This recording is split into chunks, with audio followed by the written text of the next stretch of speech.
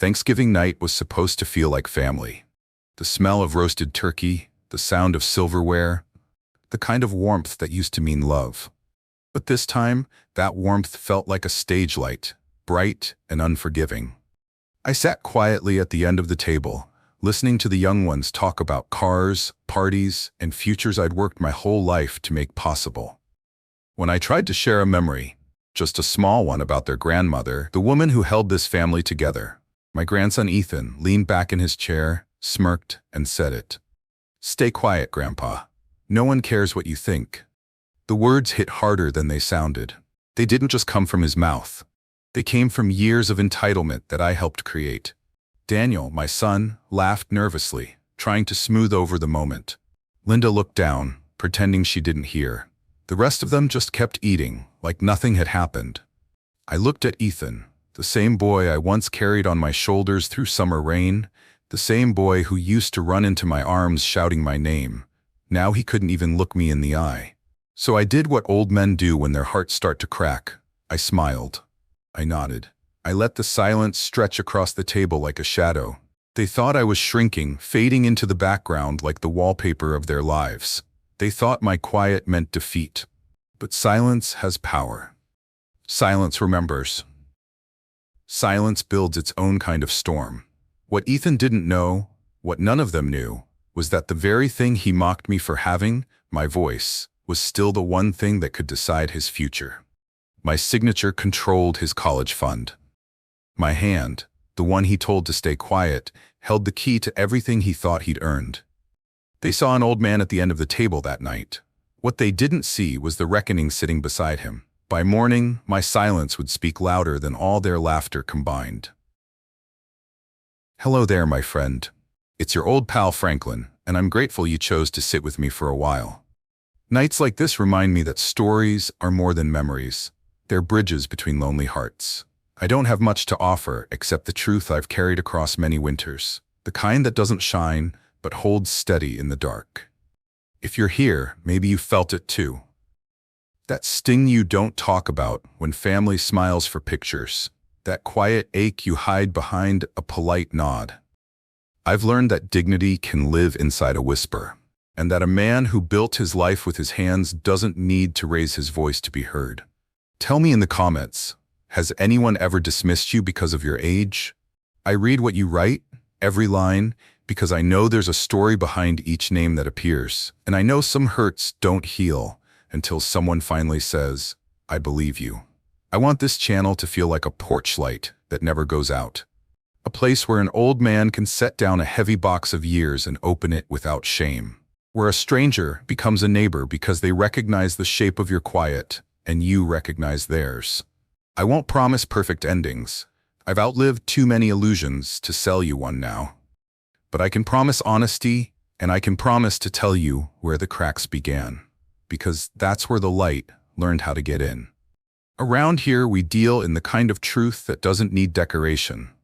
We tell it plain, we tell it steady, and we let it work. If you stay, you and I will walk back through that Thanksgiving door together. You'll hear the laughter that didn't include me, you'll feel the chair they left by the drafty window, and you'll understand why a sentence from a boy I love split me like old wood. You'll also see how a signature, written years ago with a trembling hand and a faithful heart beside me, still carried the weight to bend a future back toward respect. I'm not here to gloat. I'm here to show you how a man can keep his soul when the room he built forgets his name. So pull your chair closer, warm your hands on the story, and if you've got a hurt with my name on it, set it down in the comments and let me carry a corner. Tonight, I'll tell you exactly how a quiet grandfather was told to stay silent, and how the next morning silence learned to speak. From the outside, my family looked like the kind of picture that would sit on a mantel, smiling faces, matching sweaters, the illusion of warmth frozen in time. My son Daniel was the proud provider. He ran a small construction company that had grown faster than anyone expected, and with every new project, his confidence hardened into something colder. He used to call me every Sunday after church just to ask if I'd eaten or needed anything. Lately, those calls stopped coming. The busier he became, the less he seemed to remember who had taught him how to swing a hammer or balance a checkbook. His wife, Linda, carried herself like a woman who believed kindness was currency to spend only in public. Around guests, she'd beam with charm and compliments. Around me, she spoke in soft corrections and sighs. "Dad, don't worry about it," or "Dad, you shouldn't strain yourself." Words that sounded polite but came dipped in pity. She was never cruel, not directly. But I could tell she'd started seeing me as a burden they tolerated instead of family they cherished. And then there was Ethan, 17 years old, smart, sharp, and completely blind to the fact that life could turn faster than a clock hand. When he was small, he'd run into my arms every time I came to visit, babbling about toys and homework and what he'd do when he grew up. Somewhere between those years and that Thanksgiving night, that boy vanished. The young man who replaced him wore pride like a jacket 2 sizes too big. He was bright, no doubt, but his confidence had turned into a wall no wisdom could climb. The truth is, on the surface, we looked like a family built on love. Daniel's house stood large and bright, a testament to years of good fortune and better timing. To the neighbors, we were the model picture of success. People would drive by, see the expensive cars, the laughter through the windows, and think, they've done well. But they didn't hear what hid behind the laughter, the tension under every conversation, the way every question sounded like an accusation wrapped in politeness. For years I convinced myself I was imagining it, that I was being sensitive, maybe even stubborn. I told myself they were just busy, that this was how families changed when children became adults and parents grew old. But deep down, I felt the distance widening. Like a bridge I kept patching while they stood on the other side, pretending they couldn't see it breaking. The smiles at dinners grew tighter.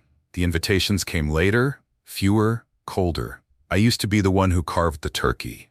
Now I was the one they handed the scraps. Still, when the invitation came that year, I told myself it meant something. Thanksgiving, after all, was sacred in our home. It was where traditions were born, where love was supposed to return to the table no matter how far it had drifted. I thought maybe this time would be different. Maybe they'd remember that even if my hands had grown slower, they were the same hands that once built everything around them. I didn't know that by the end of that dinner, they wouldn't just forget my place in the family. They'd test how far they could push me before I finally remembered my own worth. Before the fine china, the holiday invitations, and the polite smiles that barely held together, there was a small farmhouse on the edge of town. It wasn't much. 2 bedrooms, a leaky roof, and a porch that creaked when the wind changed direction. But it was ours. My wife, Margaret, and I built that place from the ground up. I laid every plank of that floor with my own hands, and she made that house breathe. Her laughter echoing off the walls, her cooking filling every corner with warmth. Back then, love wasn't a word we said often. It was something you saw in the way she'd set my coffee on the table without asking, or the way I'd fix her fence before she noticed it had fallen. We didn't have much, but what we had, we earned. That land became more than home, it became a promise. When Daniel was born, I made a silent vow that he'd never know the kind of struggle his mother and I did. We worked long hours, saved every penny, and sold pieces of our land so he could go to college. I still remember the day I signed those papers. The lawyer slid them across the table, and my pen hovered for a moment. Margaret reached for my hand, smiled that quiet smile of hers, and said, "It's worth it, Frank. You're not losing the land, you're planting a future." I didn't know how right she was. Years passed and Daniel did well. He married, started his business, bought a big house, and built a family of his own. I thought the sacrifices had paid off. I thought the distance between us was just life moving forward. But love has a strange way of fading, not in loud arguments, but in small silences that go unnoticed until they've swallowed the room. After Margaret died, that silence grew heavier. Her empty chair at the table felt like a hole in the world. I kept the house exactly as she left it, her knitted blanket on the couch, her books on the shelf, even her perfume bottle on the dresser, half full. Some nights, I'd catch a trace of her scent and swear she'd just walked past me. It was in that same house, in the top drawer of her desk, that I kept the folder she made me promise never to lose. The college fund we started the day Ethan was born. It wasn't a fortune, but it was enough to give him a chance. Margaret wanted him to dream without fear. Every year I added to it, no matter how tight things got. When Daniel's business was struggling, I cut back on my own groceries just to keep contributing. I wanted Ethan to know that his future was paid for with love, not just money. That folder became sacred to me, a symbol of everything Margaret and I stood for: sacrifice, loyalty, and family.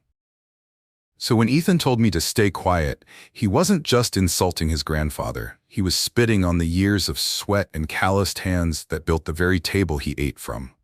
He didn't know it, but every word he said that night would echo through the same signature his grandmother made me promise to guard. That signature was my last thread to her, and the key to a lesson he was about to learn the hard way.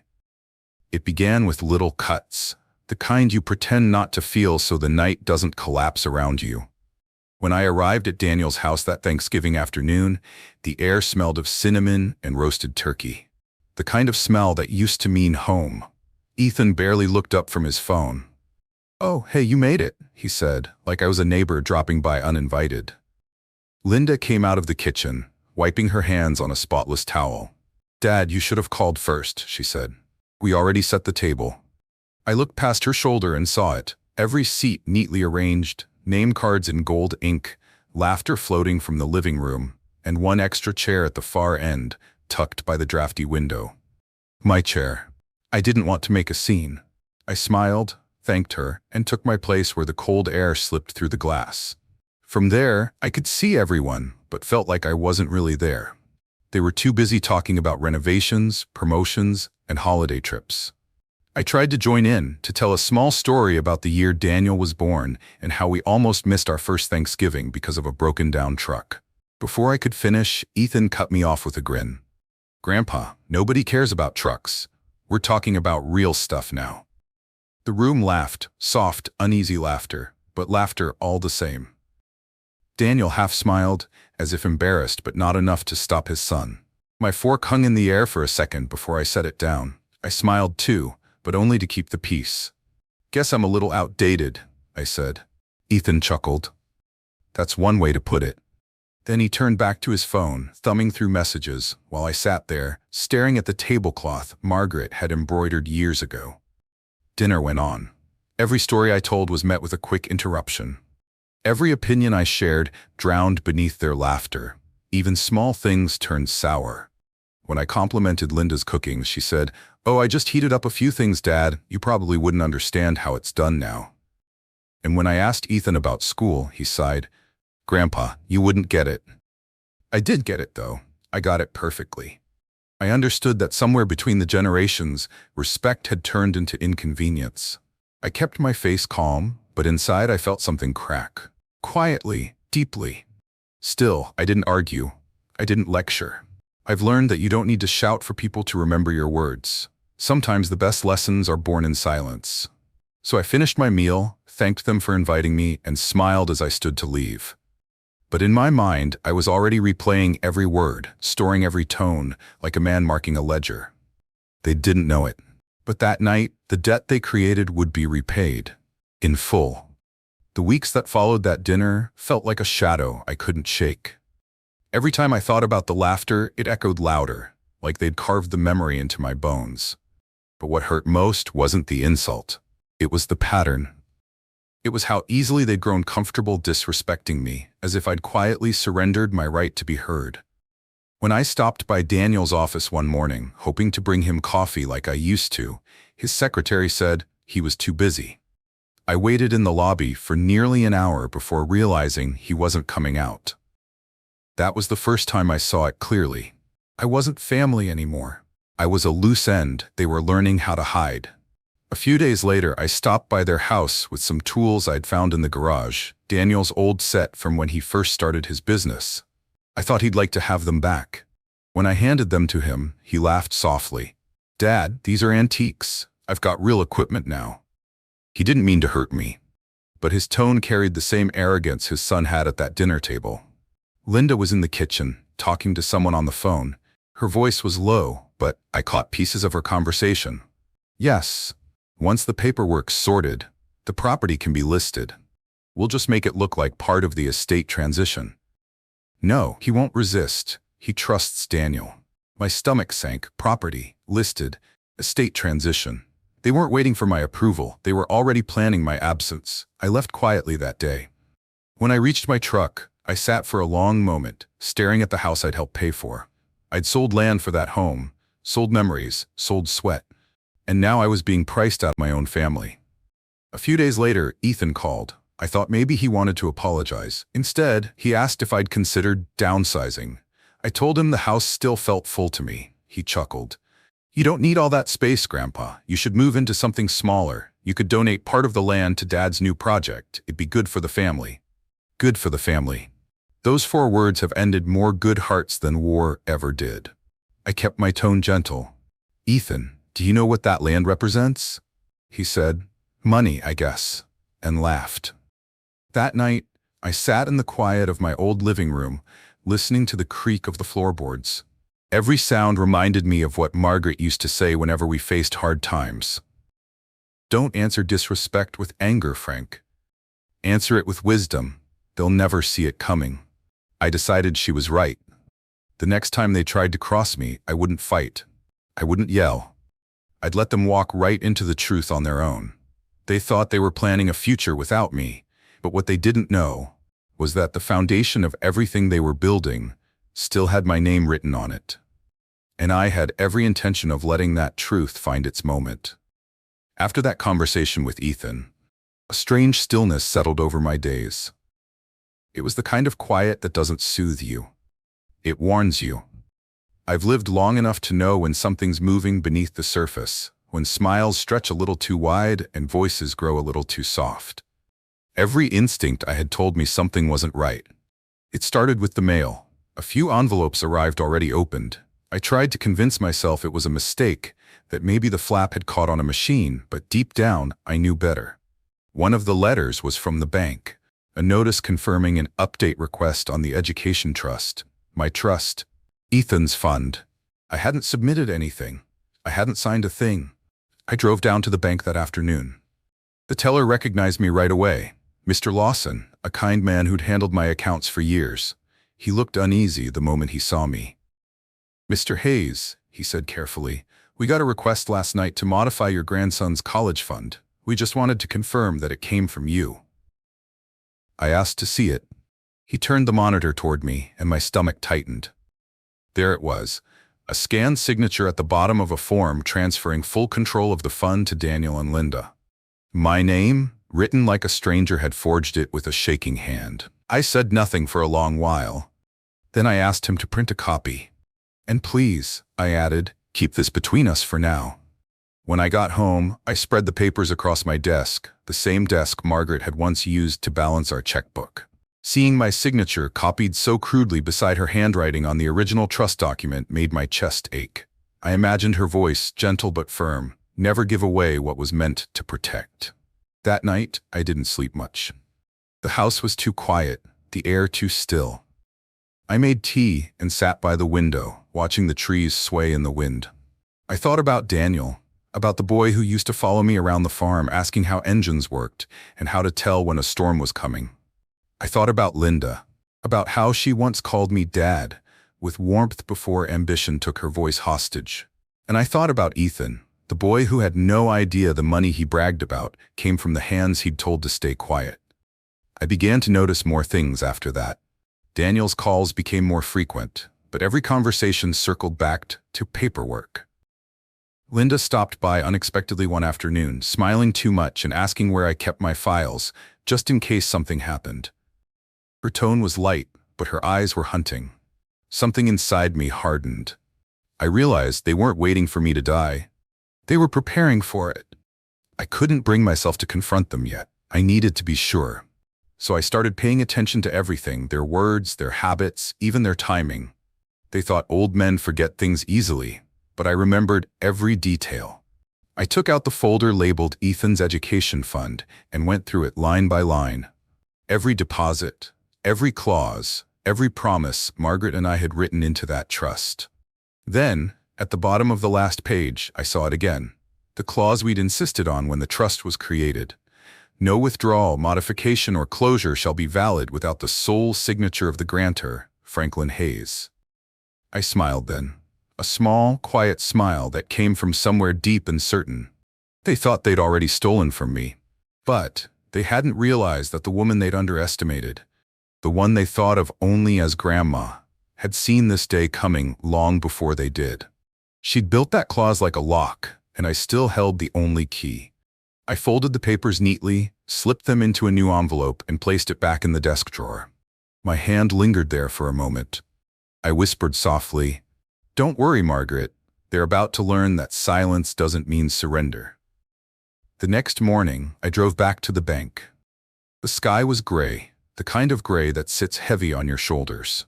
I walked in through the glass doors, nodded at the teller, and asked to see Mr. Lawson again. He led me to his office, closed the door, and looked at me with the kind of expression that only a man who's seen too many families tear themselves apart over money can give. "Mr. Hayes," he said quietly, "I'm sorry about this. It's always hardest when it happens within the family." He pushed a folder toward me, the same form with the fake signature, now printed and stamped. "This is the copy we received through the online submission. We flagged it because it didn't look right. Whoever sent it didn't realize the digital file logs the IP address." I opened the folder and stared at my own name, shaking my head slowly. "And what does that address tell you, Mr. Lawson?" He sighed. "It came from your son's home network." I felt something deep in my chest. Not pain, not even surprise, just a slow, dull ache, like confirmation of something I'd hoped wasn't true.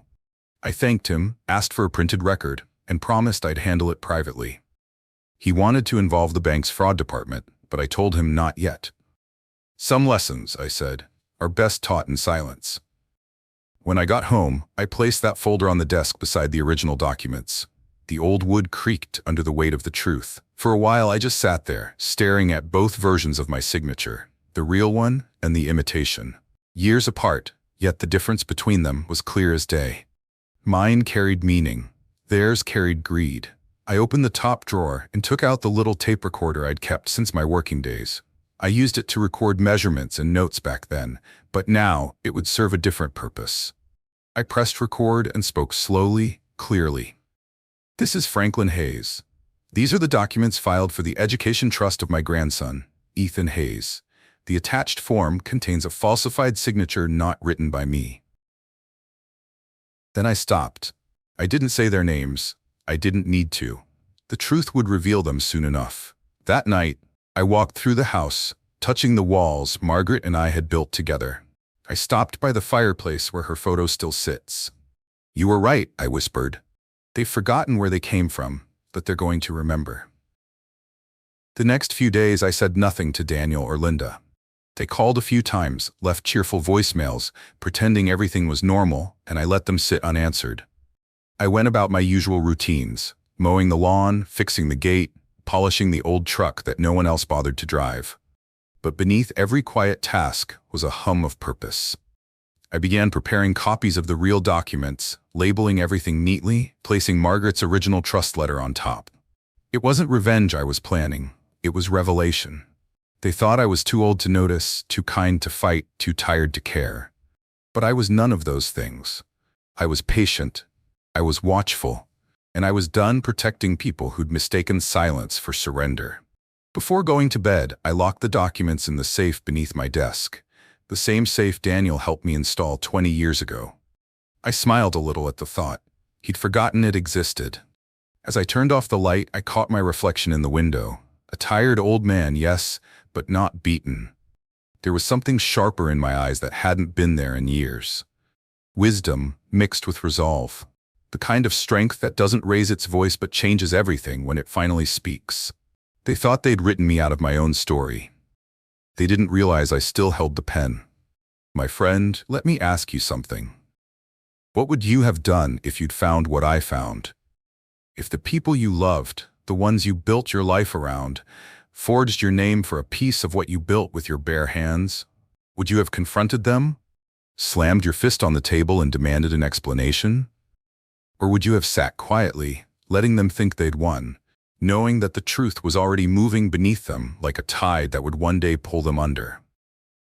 It's a hard question, isn't it? Because anger feels easier. It burns fast, and for a moment it feels like justice. But I've lived long enough to learn that rage doesn't teach, it only destroys. The kind of justice that lasts, the kind that heals, is quiet. It waits. It lets time do the talking. That's what I decided to do. I wouldn't yell, I wouldn't accuse, I wouldn't even warn them. I'd let them walk right into the consequence they'd built for themselves. And when it happened, they'd have no one to blame but the echo of their own laughter from that Thanksgiving night. You know, people think old age makes you fragile, but it doesn't. It just teaches you where to place your strength. I didn't need to fight anymore. I just needed to stand still and let the truth catch up. So tell me honestly, what would you have done? Would you have stayed silent, or would you have shown them everything right then and there? Leave me your answer in the comments, because maybe your story's not so different from mine. Maybe someone in your life mistook your patience for weakness. Maybe you're waiting for your own moment of quiet truth.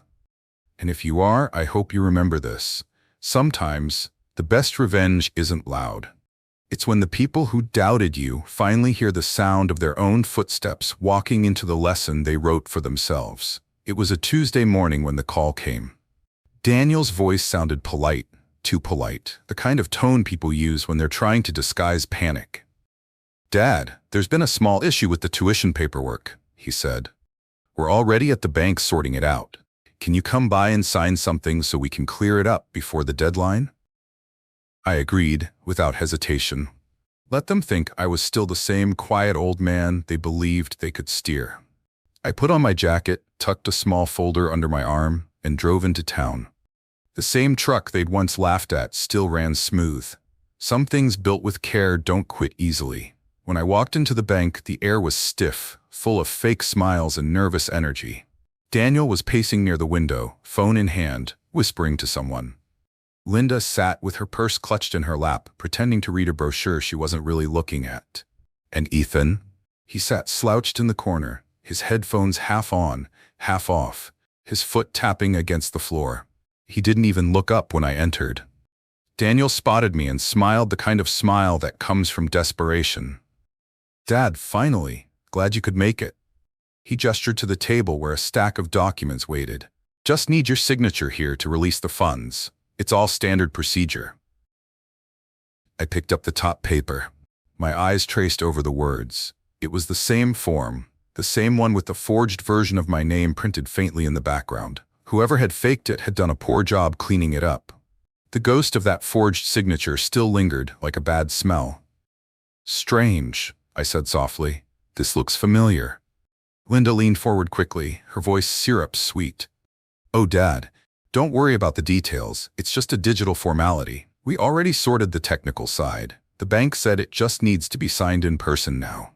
Her eyes flicked nervously toward Daniel, then back to me. I noticed her hand resting near the pen, ready to slide it into my fingers if I hesitated too long. I didn't take it. Instead, I set the paper back down and folded my hands in my lap. "Daniel," I said evenly, "you sure this is the same account we started when Ethan was born? The one your mother helped organize?" "Of course," he said quickly.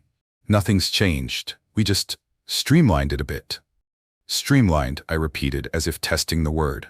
"That's another word for removing things, isn't it?" His smile faltered. "Dad, come on, don't make this complicated. You're holding everything up." I met his gaze, calm and unwavering. "No, son, I'm making sure things are fair." Linda shifted uncomfortably in her chair. Ethan finally took off his headphones, glancing between us with a frown. "What's going on?" he muttered. Just then, the office door opened, and Mr. Lawson stepped out. His eyes flicked from me to Daniel, then to the papers on the table. "Mr. Hayes," he said carefully, "would you like to discuss this matter privately in my office?" Daniel's jaw tightened. "There's nothing to discuss," he said sharply. I rose slowly, the chair legs scraping against the tile. "Actually, I think there is." I turned to Lawson and nodded. "Let's talk." As I followed the manager into his office, I could feel Daniel's frustration simmering behind me. His voice dropped low. "Dad, you're making a scene." I turned back to him one last time. "No, son," I said softly. "I'm making a point." Then I closed the door behind me. Inside, the air was heavy with truth waiting to be spoken. They thought they'd brought me here to sign away my power. What they didn't realize was that I'd come to remind them who still held the pen.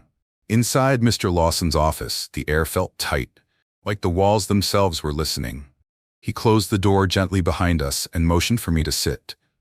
Daniel followed reluctantly, his jaw clenched, while Linda stood behind him, clutching her purse as if the right lie might still be inside it. Ethan lingered by the door, too young to understand the full weight of what was happening, too old to be innocent anymore. Lawson cleared his throat.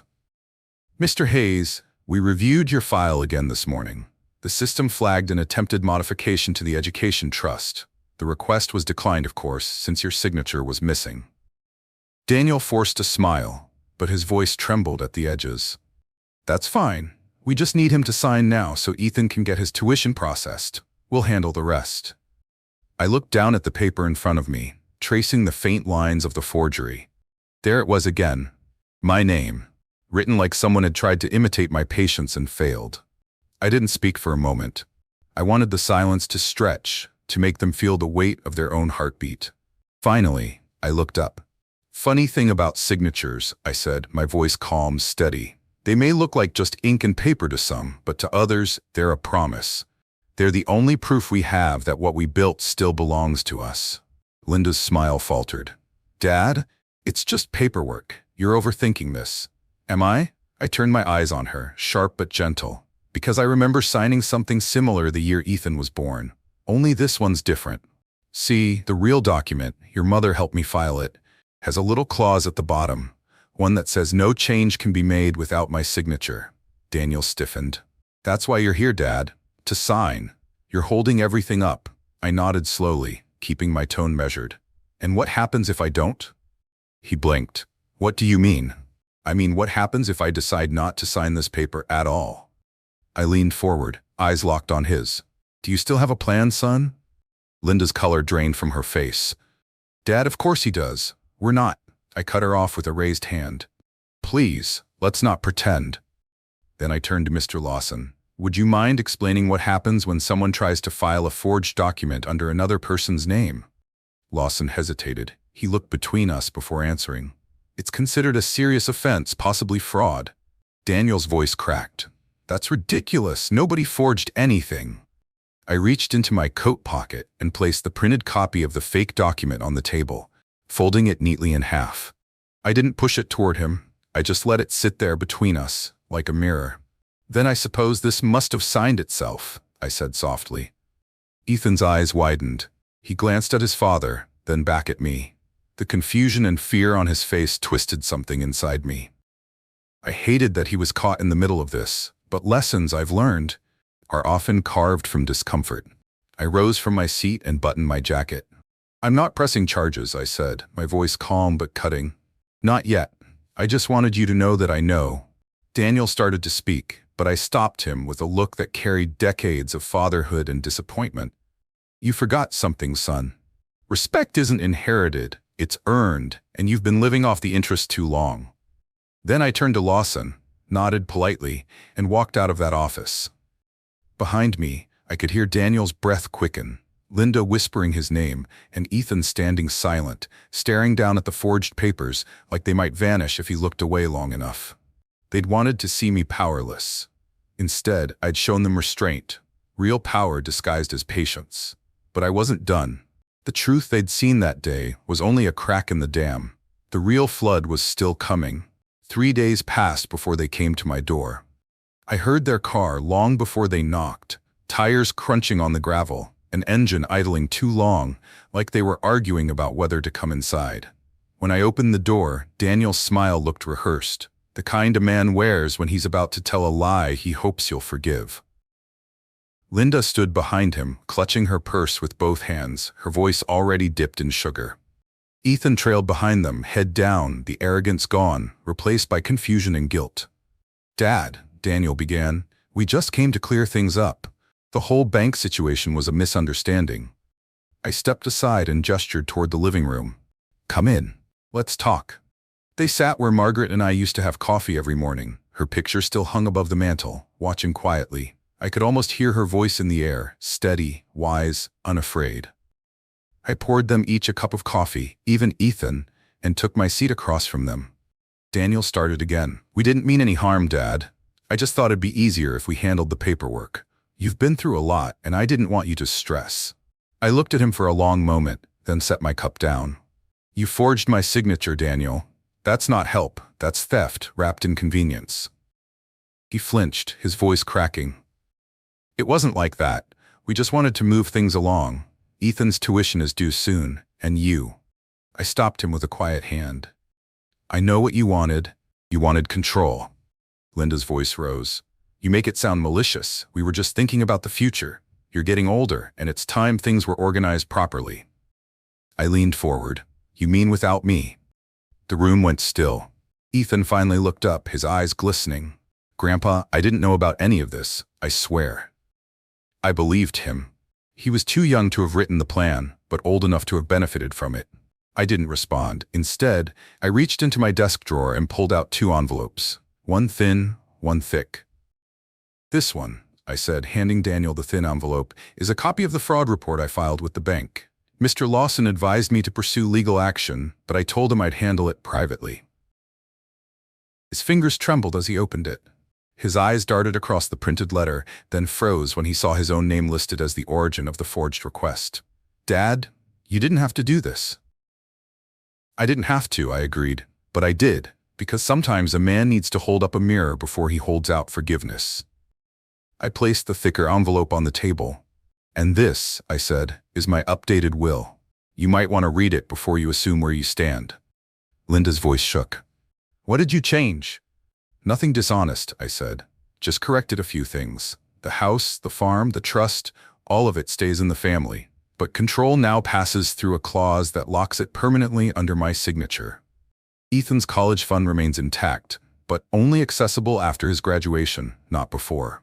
He'll earn it the way his grandmother intended, through patience, not entitlement. Daniel's eyes widened. You can't do that, I smiled. I already did. Then, without another word, I reached over to the small shelf beside the desk and pressed play on my old tape recorder. The faint hum filled the room, followed by the voices I'd captured days earlier. Linda, once Grandpa's ready for assisted living, we can list the place. Daniel, that'll cover Ethan's last 2 years. Ethan laughs. Yeah, Grandpa won't even notice. The sound cut off, leaving only silence.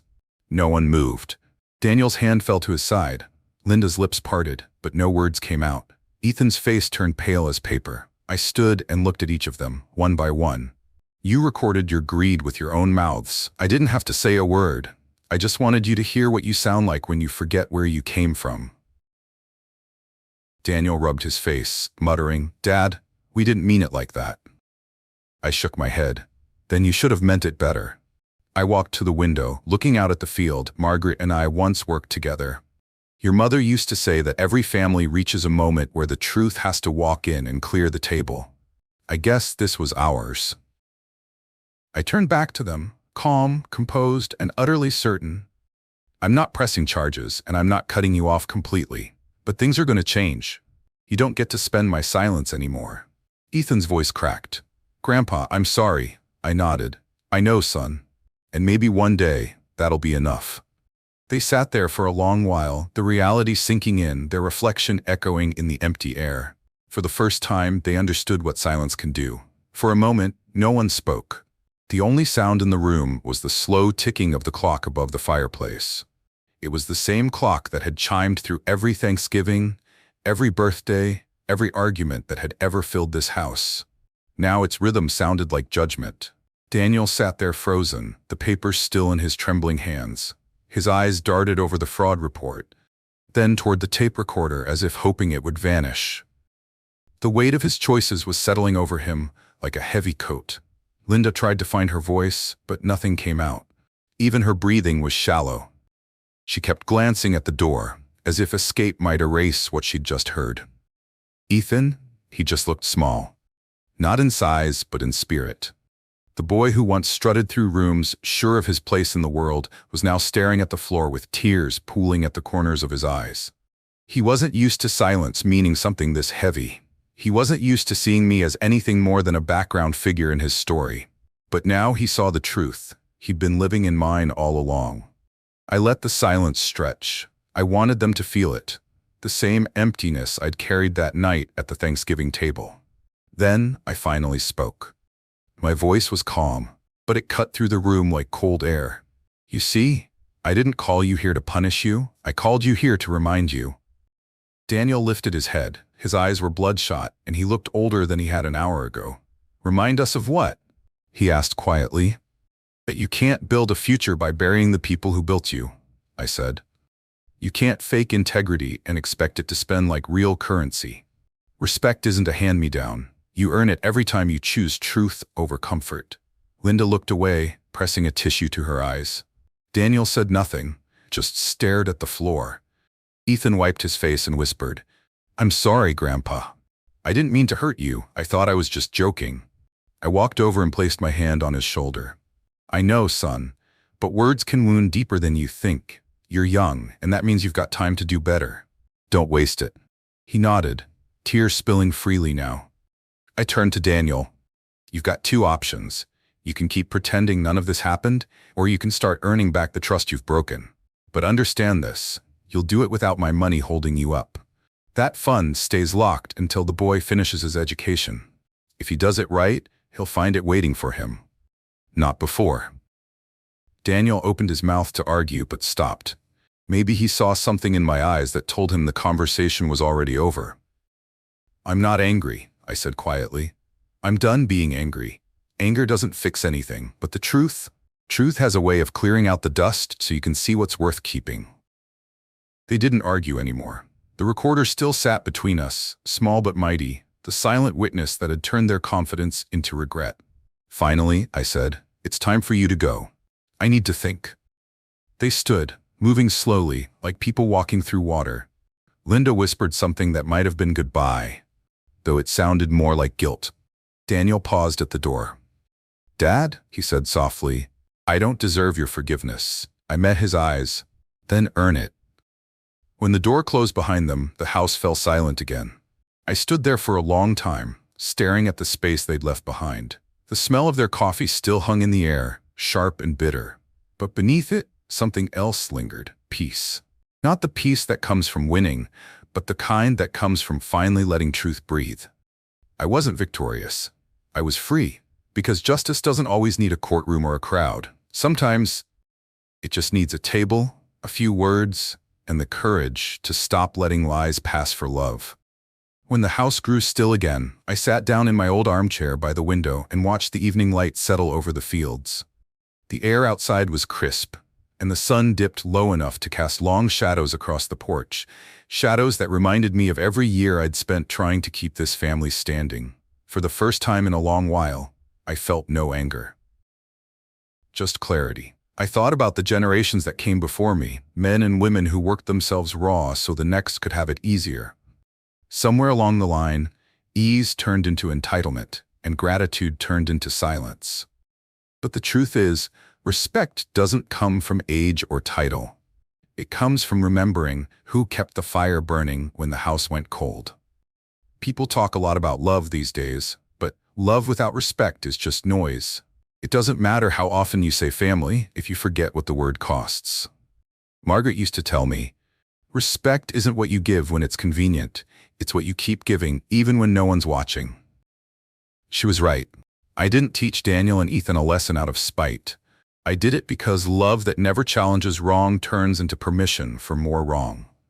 My silence had protected them for too long. It was time for it to protect the truth instead.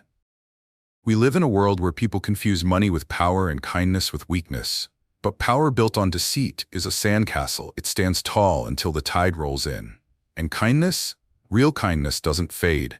It outlasts greed, it outlasts lies, and in the end, it's the only thing that still has weight when everything else falls apart. That's what this story was really about. Not revenge, not humiliation, just truth reclaiming its place at the table. The same table they once told me I didn't belong at. So if you ever find yourself in my shoes, dismissed, overlooked, treated like a ghost in a house you built, remember this: silence isn't surrender. Sometimes it's preparation. Sometimes it's the space where respect is reborn. Thank you, my friend, for staying with me through this story. You didn't just listen. You walked beside me through every moment, from the sting at that Thanksgiving table to the silence that finally spoke the truth. And I want you to know something. It means more than you could ever imagine. Every time someone takes a few minutes to sit with a story like this, it tells me there are still hearts out there that believe in decency, loyalty, and quiet strength. Tell me in the comments, have you ever been disrespected by someone you love and found your power again? Not by shouting, but by standing your ground. I read every story you share. Sometimes your words remind me that I'm not the only one who's walked through betrayal with my head held high. Maybe tonight, your story will remind someone else that dignity can't be taken. It can only be surrendered. If this story touched something in you, if it made you remember a time when silence was your only defense, I ask one small favor: share it. Share it with someone who needs to hear that staying calm doesn't mean staying weak. Like this video if you felt something in it, and subscribe if you believe that every story, no matter how painful, carries a truth worth keeping alive. There are many more stories waiting here. Stories of lessons learned the hard way, of hearts broken and mended, of people who lost everything but never lost themselves. I hope you'll stay a while. We're building something here. Not just a channel, but a community where wisdom has a home again.